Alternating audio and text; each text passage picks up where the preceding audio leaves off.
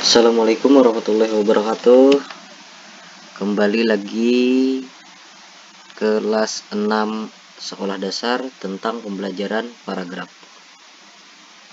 Ya, langsung saja paragraf. Nah, paragraf ini terdapat kalimat utama, kalimat penjelas, dan ide pokok. Ya, tentang kalimat utama. Yang pertama, kalimat utama. Apa itu kalimat utama? Nah, kalimat utama adalah inti dasar dari sebuah paragraf. Nah, kalimat utama ada dua macam. Yang pertama, kalimat utama jika ditemukan di awal paragraf disebutnya paragraf deduktif. Nah, ini paragraf deduktif. Yang kedua, kalimat utama jika ditemukan di akhir paragraf disebutnya paragraf induktif. Nah, kalau di awal paragraf kalimat utamanya disebutnya deduktif. Kalau di akhir paragraf disebutnya paragraf induktif. Nah, paragraf yang baik minimal atau terdapatnya 3 kalimat dalam paragraf. Nah, jadi 3 kalimat itu minimal untuk paragraf yang baik. Nah, ini contoh. Nah, contohnya ada sebuah paragraf, dahulu manusia menggunakan kulit kayu dan kulit hewan untuk membuat pakaian. Setelah teknologi pemintal kapas ditemukan, manusia mulai menggunakan serat dari bahan alam untuk membuat benang. Bahan alam tersebut berasal dari rambut domba, kapas, dan tanaman rami. Nah, kalimat utamanya di mana? Nah, kita hitung berapa kalimat dalam paragraf ini. Yang pertama, nah ini 1 kalimat, 2 kalimat, dari setelah sampai benang ini 2 kalimat. Nah, dari bahan sampai tanaman rami ini kalimat ketiga. Nah, ini termasuk paragraf yang baik karena mempunyai atau terdapat 3 kalimat. Nah, di mana kalimat utamanya? Jadi, menentukan kalimat utamanya, cari kalimat yang umum, yang paling umum. Nah, jadi kalimat utamanya terdapat di awal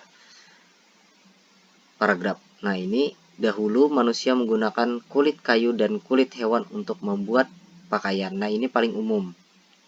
Nah, jadi terdapat di awal paragraf atau disebutnya paragraf deduktif. Ide pokok. Nah, ide pokok ini masalah utama yang dibahas. Nah, masalah utama yang dibahas dalam paragraf. Jadi beda antara ide pokok dan kalimat utama adalah kalau kalimat utama ditulis ulang dari awal kalimat sampai akhir atau sampai titik. Nah, jadi tidak boleh dipotong atau dikurang-kurangi. Sedangkan ide pokok dipersingkat saja atau boleh dipotong. Nah, cara menentukan ide pokok secara sederhana. Yang pertama, mengambil kalimat utama. Nah, kita tentukan dulu kalimat utamanya, itu yang paling pertama. Yang kedua, mengurangi kata-kata dalam kalimat utama yang tidak perlu. Nah, boleh dikurangi. Kalau ide pokok boleh dikurangi. Kalimat utamanya boleh dikurangi. Yang ketiga, membalik kalimat utama atau menyimpulkan kalimat utama. Nah, kalimat utama disimpulkan. Setelah dikurangi baru kita simpulkan. Apa itu kalimat utamanya kita simpulkan.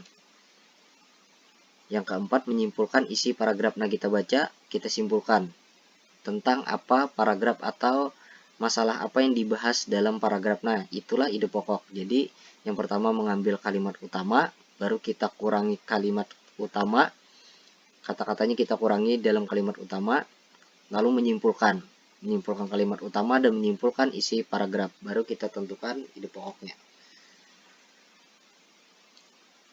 Nah, ini ide pokok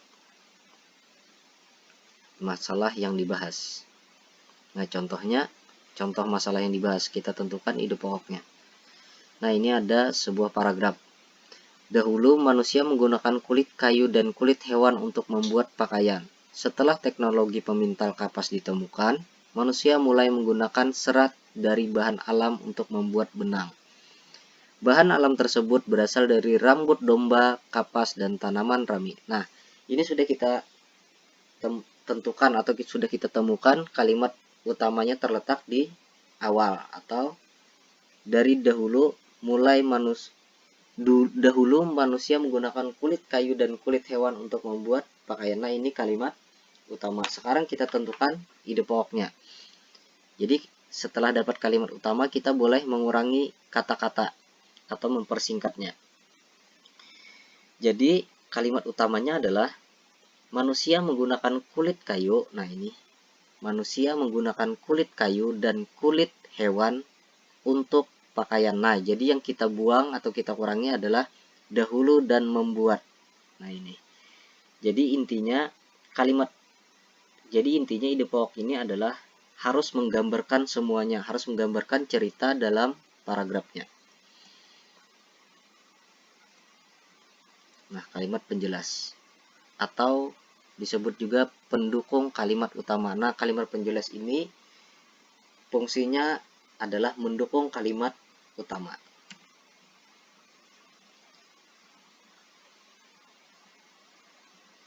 Jadi setelah kita dapat kalimat utamanya, baru kita dapat menentukan kalimat penjelas. Nah, jadi intinya setelah kita dapat kalimat utama, sisanya adalah kalimat penjelas. Sisa dari kalimat utama. Nah, ini ada sebuah paragraf contohnya. Nah, ditanyakannya kalimat penjelasnya apa atau yang mana. Nah, kita baca, dahulu manusia menggunakan kulit kayu dan kulit hewan untuk membuat pakaian. Setelah teknologi pemintal kapas ditemukan, manusia mulai menggunakan serat dari bahan alam untuk membuat benang. Bahan alam tersebut berasal dari rambut domba, kapas, dan tanaman rami. Nah, kita sudah dapat kalimat utamanya. Kalimat utamanya terletak di awal paragraf atau disebutnya paragraf deduktif. Nah, ini kalimat utama. Dahulu manusia menggunakan kulit kayu dan kulit hewan untuk membuat pakaian. Nah, ini kalimat utama.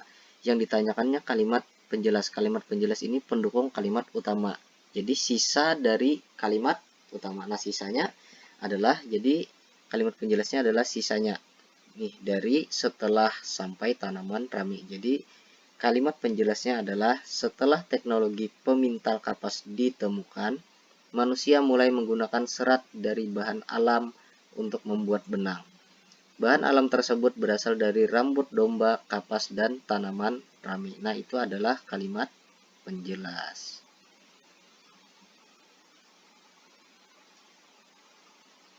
Ini ada oleh-olehnya tugas.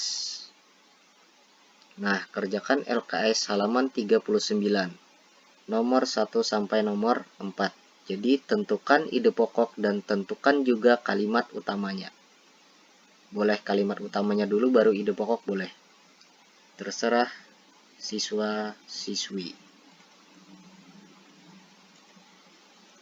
Ya, semoga bermanfaat. Terima kasih.